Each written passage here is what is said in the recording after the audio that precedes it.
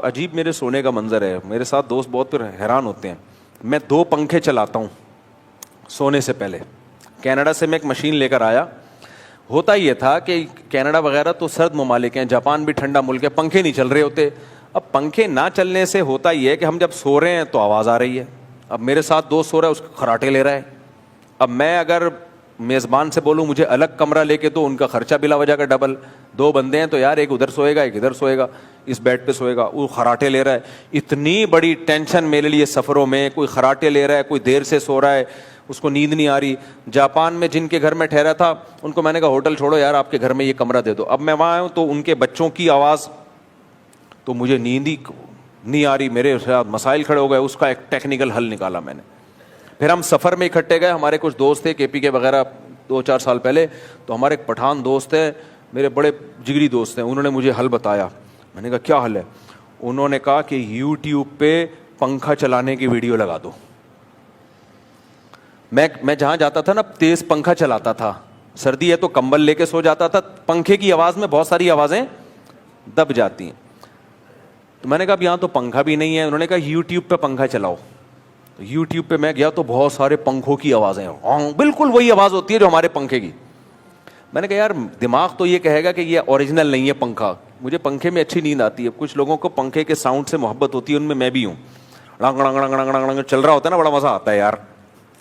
اور پنکھا جتنا پرانا ہو نا اتنی اچھی نیند آتی ہے, کیونکہ ڑنگ ڑنگ ڑنگ ڑنگ ڑنگ ایسے چل رہا ہوتا ہے. ایک جگہ تو میں گاؤں میں بیٹھا ہوا تھا, انہوں نے ایک پیڈسٹل فین لا کے رکھا.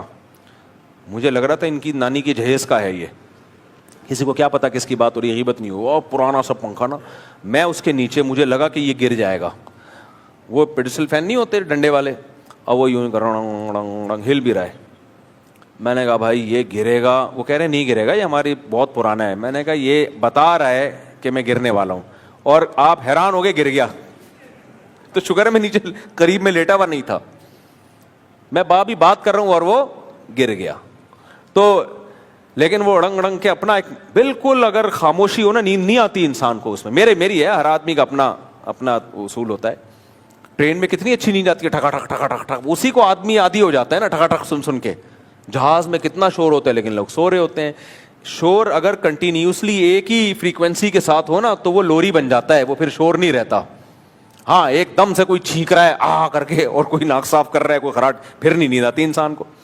تو جو میرے دوست تھے خراٹے والے, ان کو بھی میں کہتا تھا کنٹینیوسلی اگر ایک ہی فریکوینسی کے ساتھ آپ خراٹے لو نا تو میں سو جاؤں گا. لیکن تمہاری فریکوینسی کیا ہوتی ہے یار, تھوڑی دیر کے بعد چینج. کبھی ناک سے آواز نکال رہے ہو وہ الگ فریکوینسی کے ساتھ ایک دم گلے میں آ جاؤ گے. اندر جانے کی فریکوینسی الگ ہے, باہر نکالنے کی الگ ہے. تو یہ نہیں ہوتا بھائی, یہ برداشت نہیں. اور ایک فریکوینسی کے ساتھ اگر کنٹینیوسلی خراٹے لو پھر چپ نہیں ہونا, پھر چپ ہو کے دوبارہ خراٹے مارو گے پھر نیند خراب ہوگی. لیکن وہ اس پہ عمل نہیں کرتے, اس لیے تو اس کا بہترین حل میں نے سوچا. تو مجھے ہمارے دوست نے بولا یار پنکھا یوٹیوب پہ لگا لو. یوٹیوب پہ نا بارشوں کی آوازیں بھی ہیں, پنکھے کی آوازیں بھی ہیں, بہت ساری آوازیں, جو پسند ہو وہ لگا کے سو جاؤ آپ. تو وہ مجھے بڑی زبردست چیز مل گئی. تو میں یوٹیوب پہ زور سے پنکھا لگا کے نا, پنکھے کی آواز. اس میں ہوتا ہی شروع میں تو آدمی کو لگتا ہے فیک ہے, تھوڑی دیر میں آدمی بھول جاتا ہے اور وہ یہی سمجھتا ہے کہ یہ پنکھا ہی چل رہا ہے. وہ مجھے بڑی زبردست چیز ہاتھ میں آ گئی. تو اب میں جب کینیڈا گیا, ہمارے ایک دوست ہیں, انہوں نے کہا کہ مفتی صاحب یہاں تو باقاعدہ ایسی مشینیں ملتی ہیں پنکھے کی آوازوں کی, کیونکہ موبائل میں تو کبھی چل رہا ہے, پھر موبائل کی بیٹری. تو انہوں نے مجھے مشینیں دی. میں نے کہا مجھے 5 مشینیں چاہیے, کیونکہ 4 گھروں میں ایک رکھوں گا اور ایک اپنے ساتھ کبھی سفر میں. تو 5 مشینیں انہوں نے میرے لیے ارینج کی. تو اب وہ میں گھر میں لگاتا ہوں, وہ لگایا سوئچ اور پنکھا زور سے چلنا شروع. پنکھے کی آواز چینج کرنا چاہتے ہیں تو اس میں آپشن ہے. اگر آپ چاہتے ہیں بارش کی آواز لگائیں, تیز بارش ہو رہی ہے وہ لگا دیں آپ. اس کا فائدہ کیا ہوتا ہے, اتنی لمبی میں نے آپ کو کتھا سنا دی. ایک تو اس لیے کہ اگر کسی کو یہ مسئلہ میری طرح ہے تو وہی اس آپشن کو استعمال کر سکے. اس سے فائدہ یہ ہوتا ہے بچوں کے آج کیا ہوا, آج میں جو رات کو میں نہیں سویا, نہ فجر کے بعد بھی بہت کم سویا. آج میں نے بیان کرنا تھا, میں جاگ کے میری کھوپڑی بالکل آؤٹ, اور میں نے کہا مجھے لازمی 1.5 سے 2 گھنٹے کی نیند چاہیے, ورنہ میں بیان نہیں کر پاؤں گا, نہ ہو جائے گا بیان کا. تو اب میں جب گھر گیا ہوں تو ہمارے ریلیٹیو آئے ہوئے تھے, کچھ بچوں کے شور شرابے. تو میں نے کہا یار یہ تو نیند کا مسئلہ خراب. تو میں نے اپنا کمرہ بند کر کے 2 پنکھے چلائے, مشین والا بھی موبائل والا بھی. مشین والا بھی فل آواز میں اور موبائل والا بھی, موبائل میں ایپ انسٹال کر دیے, پھر وہ اپنے کان دو اتنے پاورفل پنکھے چلیں. شروع میں تھوڑی تکلیف ہوتی ہے, کیا شور ہو رہا ہے, شروع میں ہوتی ہے تھوڑی, نیا آدمی کہے گا ابے کیا شور شرابہ لگایا ہوا ہے بھائی, ہوتی ہے, لیکن 5-10 منٹ کے بعد آدمی اس شور شرابے کو بھول جاتا ہے. تو ایسا 1.5 گھنٹہ گہری نیند سویا ہوں, اٹھا تو پنکھے دونوں فل اسپیڈ سے چل رہے تھے. سمجھتے ہو کہ نہیں سمجھتے؟ تو یہ تو خیر آپ کے لیے ایک پیکج میں نے بتایا ہے کہ شور شرابے میں اس پیکج کو استعمال کریں. اس سے کیا ہوگا, اس سے شور ختم نہیں ہو جائے گا. شور ختم کرنے کے لیے جہاں سے شور شروع ہے نا وہاں جا کے ختم کرنا پڑے گا. اس شور میں, اس نئے شور میں پرانا شور دب جائے گا. تو یہ تو نیند کے لیے ایک ٹوٹکا ہے, لیکن یہ اصل شور کا علاج نہیں ہے, یہ بے خوابی کا تو علاج ہے.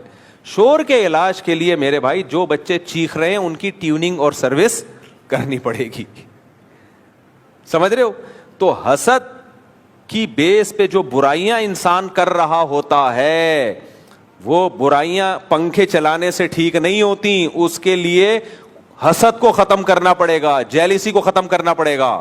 جیسے گاڑی میں اگر شور آ رہا ہے, آپ میکینک کے پاس گئے, یار میں جب چلاتا ہوں شور شرابے کی آواز آتی ہے, اس نے میرے پنکھے والی مشین لگا دی آپ کی گاڑی میں کہ یہ چلا لیا کرو, دونوں پنکھے چلاؤ, مشین والا بھی اور موبائل والا بھی. آپ نے کہا یہ چلانے سے کیا ہوگا, موبائل کی LED میں لگا دی اس نے, یہ فل اسپیڈ میں چلایا کرو, اس سے کیا ہوگا, آپ کو شور کی آواز تنگ کر رہی ہے نا, وہ آواز نہیں آئے گی آپ کو. تو وہاں یہ لاجک چلے گی؟ بولو کہ بھائی آواز جو آ رہی ہے نا گاڑی میں, تو اس سے یہ جو پنکھے چلا کے میں گاڑی میں سو تو جاؤں گا, لیکن گاڑی کا تو بیڑا غرق ہو جائے گا نا. تو گاڑی کا فالٹ پکڑ بھائی, تو کہاں سے آواز آ رہی ہے, یہ آواز کہاں سے آ رہی ہے. تو ایسے ہی میرے بھائی جیلیسی کی بیس پہ جو انسان برائیاں کر رہا ہوتا ہے اس کے لیے ضروری ہے کہ اندر کے ٹیوننگ سروس کی جائے, حسد کو ختم کرنے کی کوشش کی جائے. وہ کیسے ختم ہوتی ہے؟ پیغمبروں نے بتایا بھائی, سب سے پہلے تقدیر پر ایمان, جو مقدر میں ہے وہ ہو کے رہے گا. جس کی قسمت میں لینڈ کروزر تھی وہ مل کے رہے گی, جس کی قسمت میں چنچی ہے وہ چنچی ہی پہ رہے گا. اللہ کے خزانوں سے آپ زبردستی کچھ بھی حاصل نہیں کر سکتے, اپنے آپ کو ٹینشن دینے کے علاوہ کچھ بھی نہیں. تو اللہ کی تقدیر پہ راضی رہو. نمبر 2, دنیا مسافر خانہ ہے. لینڈ کروزر والا بھی کچھ دن میں قبر میں کیڑے کھا رہے ہوں گے, رکشے والے کی بھی قبر میں کچھ دن میں کیڑے کھا رہے ہوں گے. ختم. تو کیا ایسی چیز کے پیچھے بھاگنا جو عارضی ہے؟ کیا خیال ہے اب میں فرعون سے جلنا شروع کر دوں, فرعون کو اتنی بڑی حکومت ملی تھی مجھے کیوں نہیں ملی, بھائی وہ مر گیا, ختم, کیا فائدہ. تو آج کے جو فرعون ہیں وہ بھی مر جائیں گے, تو سب ختم. تو چند چیزیں, وہ تو ایک الگ ٹاپک ہے, حسد کا علاج کیسے ہوتا ہے. بتانے کا مقصد یہ کہ اندر کے انسان کو جب تک میں اور آپ ٹھیک نہیں کریں گے اس وقت تک ہم جنت میں نہیں جا سکتے.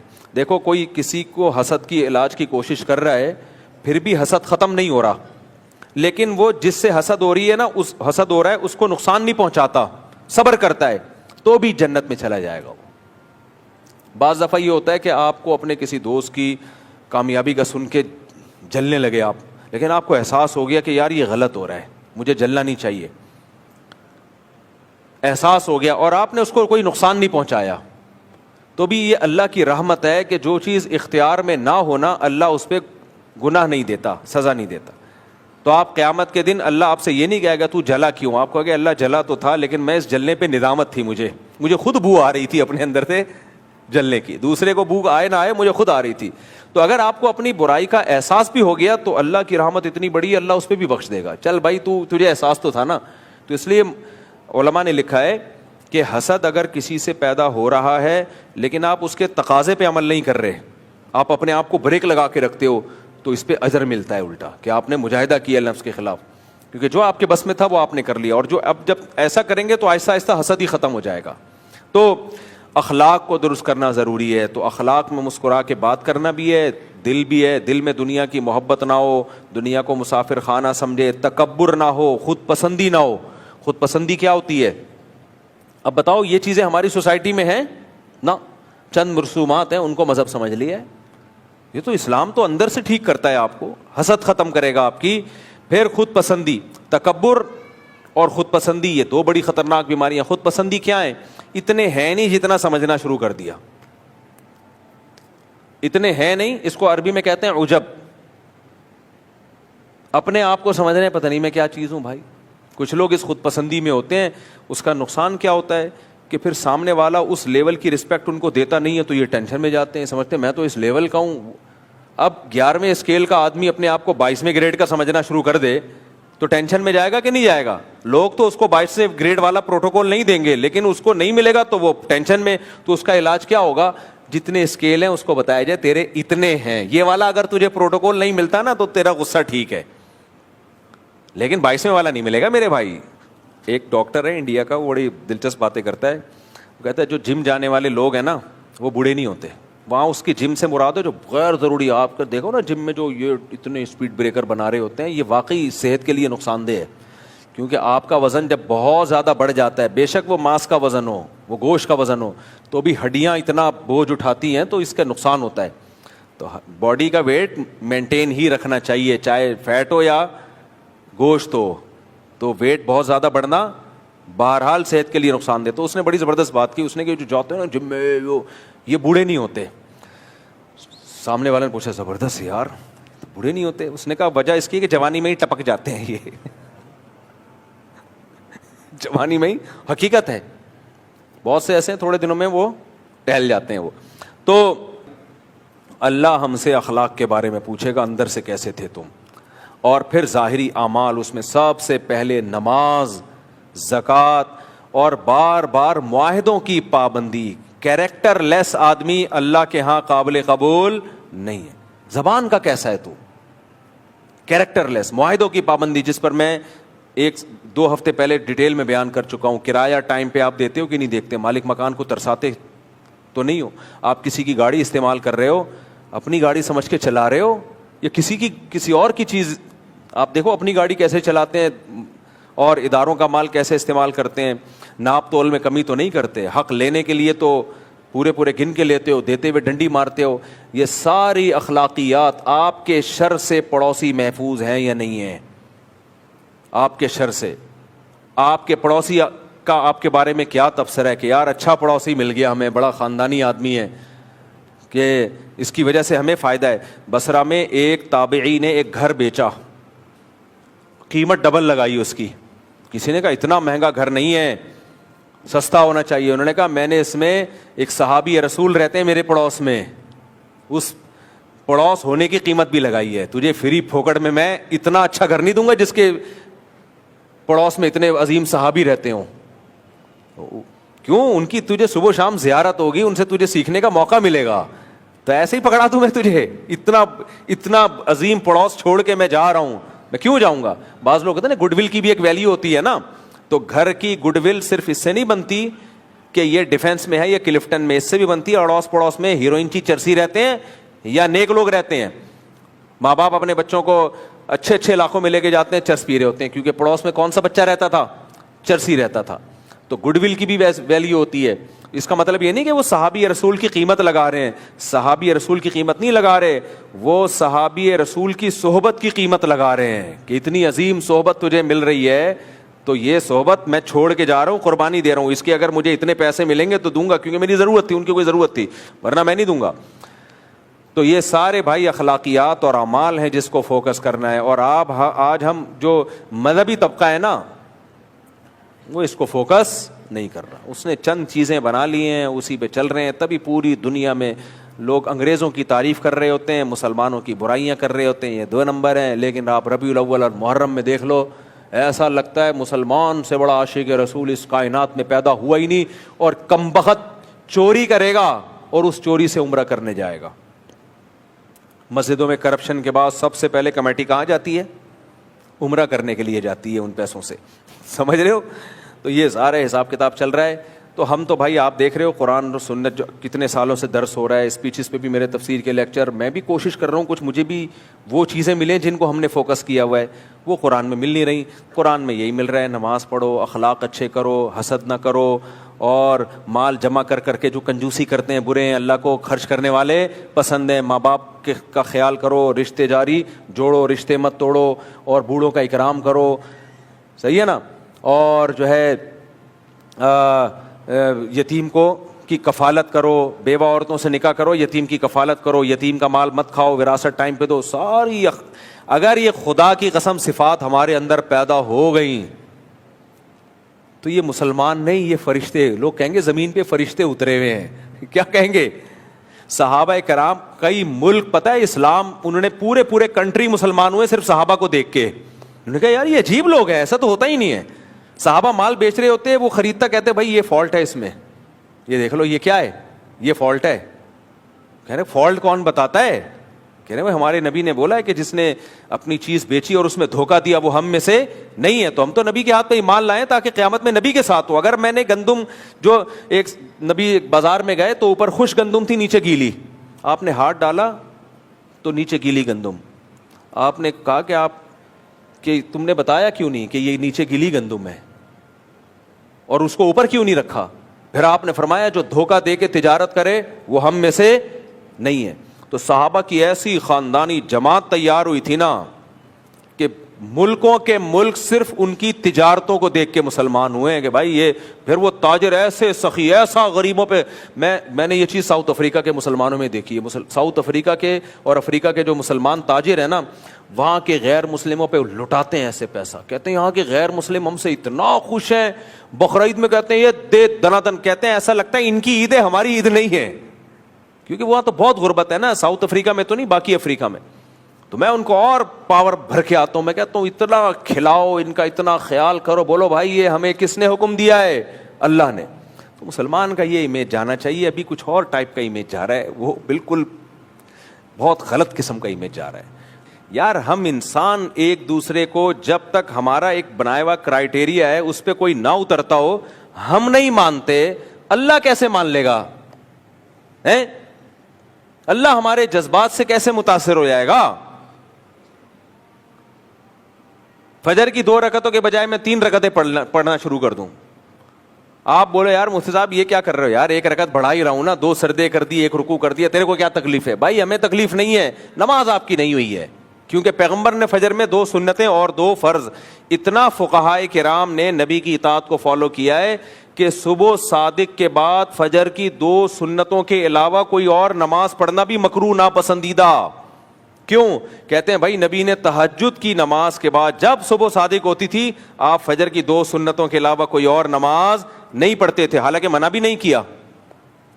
اب اگر آپ تہجد کے بعد صبح صادق ہو گئی, اب آپ کہہ رہے ہو فجر کی 2 سنتیں تو میں نے پڑھ لی ہیں, چلو 2 رکعت اور اللہ کو راضی کرنے کے لیے پڑھ لوں, وقت تو ہے بھی فجر کی نماز میں. کسی بھی مفتی سے پوچھو کہے گا جائز نہیں ہے. آپ کہو گے ناجائز ہونے کی کیا دلیل ہے؟ نبی نے کب منع کیا کہ جس نے 2 سنتیں ذرا جلدی پڑھ لی ہوں تو مزید 2 نفل نہیں پڑھ سکتا؟ اب دکھاؤ کوئی حدیث جس میں نبی نے منع کیا ہو. کوئی حدیث نہیں دکھا سکتے. کہیں گے بھائی نبی سے زیادہ آگے کیوں جا رہا ہے؟ نبی سے زیادہ نمازوں کی ہرس کسی میں بھی نہیں تھی. قرۃ عینی فی الصلاۃ, نبی نے فرمایا میری آنکھوں کی ٹھنڈک نماز میں ہے. جب آپ نے صرف 2 رکعتیں اور وہ بھی مختصر پڑھی ہیں ہلکی, تبھی فجر کی 2 سنتیں ہلکی پڑھنا سنت ہے. قل یا ایھا الکافرون پڑھیں پہلی رکعت میں, دوسری میں قل هو اللہ احد. لمبی پڑھنا سنت نہیں ہے. کیوں؟ آگے فجر لمبی پڑھیں, پھر آپ فجر کی 2 فرض لمبی پڑھیں آپ. اب آپ کہہ رہے نہیں میں 2 نہیں, میں تو 4 پڑھوں گا, میں تو 8 پڑھوں گا, میں تو 10 پڑھوں گا. بھائی تو کیوں اپنی طرف سے شریعت لا رہا ہے؟ کہہ رہا ہے میں مجھے نماز میں مزہ آتا ہے, میری آنکھوں کی ٹھنڈک نماز میں ہے, اور مجھے کیوں روک رہے ہو نماز سے؟ پھر قرآن کی آیتیں فٹ کرنا شروع کر دے. ارأیت الذی ینہا عبدا اذا صلی, قرآن میں آتا ہے کہ اے نبی آپ نے اس بدبخت کو دیکھا کہ جب کوئی نماز پڑھتا ہے تو وہ بدبخت اس کو روکتا ہے. ایسے بدبخت بھی ہیں دنیا میں کہ آپ نماز پڑھ رہے ہو تو وہ آپ کو روکے. تو آپ نے کہا وہ بدبخت تو ہی ہے, اصل میں ابو جہل کی اولاد ہے تو, کیونکہ ابو جہل بھی یہ کام کرتا تھا, ابو لہب.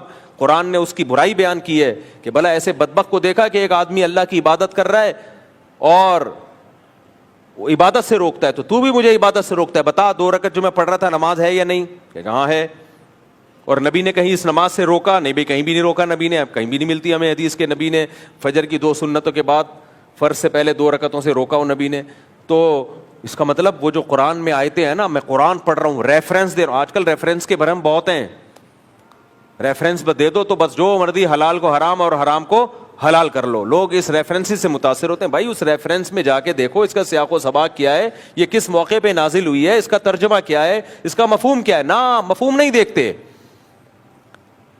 تو فوراً فتوا لگا دیا کہ یہ تو نماز سے روک رہا ہے, وہ جہنمی تو ہی ہے, تو کس سے روک رہا ہے؟ نماز سے. تو ہم کہیں گے بھائی نماز سے وہ روک, دو طرح کا روکنا ہوتا ہے. ایک روکنا وہ کہ کسی کو اللہ کی عبادت سے ہی چڑھو اور وہ آپ کو نماز سے روک رہا ہو, اور ایک یہ ہے کہ نماز سے اس لیے نہیں روک رہے کہ اس کو نماز سے نفرت ہے, وہ کہتا ہے نماز پڑھو لیکن سنت کے مطابق, جس طرح نبی نے پڑھی ہے. مکروہ وقت میں نبی نے نماز پڑھنے سے منع کیا, نہیں کر سکتے سرداب. تو اس پوری بحث سے میں کیا بتانا چاہتا ہوں بھائی, یہ سب باتیں جنرل نالج کے لیے نہیں ہے, یہ بتانے کے لیے کہ اسلام ہمارے جذباتی پن سے متاثر بولو نہیں ہوتا. اسلام میں الحم سے لے کے والناس تک اللہ نے ہمیں دو طرح کے احکام دیے. ایک عقیدہ صحیح کر لو, عقیدہ توحید, مشرک کی کوئی عبادت قابل قبول نہیں ہے. اب جو مشرکین ہیں وہ کہتے ہیں اللہ ایسا معاذ اللہ ظالم کیوں ہیں کہ توحید پرست آدمی تھوڑی سی نیکی کرے اس کو اجر ملے گا, اور جو مشرک ہے وہ اتنے ساری دین کی خدمت, وہ انسانیت کی خدمت کرے کوئی اجر نہیں ہے. تو یہ کیا ہے بھائی؟ اللہ ظالم جب ہوتا ہے جب اللہ نے آپ کے پاس توحید کا آپشن نہ رکھا ہوتا. اللہ کہتا ہے شرک چھوڑ دو تو تمہاری ساری نیکیاں قبول. تو شرک تو آپ نے زبردستی اختیار کیا ہوا ہے نا. تو لوگ ہم پہ دباؤ ڈالتے ہیں کہ مشرک کو بھی جنتی. بھائی یہ جنت ہم نے نہیں بنائی, جہنم ہم نے نہیں بنائی. ہمارا کام ہے اللہ کی باتیں لوگوں تک پہنچا دینا. اللہ کہہ رہا ہے میں نے مشرک پر جنت کو حرام کر دیا ہے. جو اللہ کہہ رہا ہے تو جنت بنائی کس نے ہے؟ اللہ نے بنائی ہے.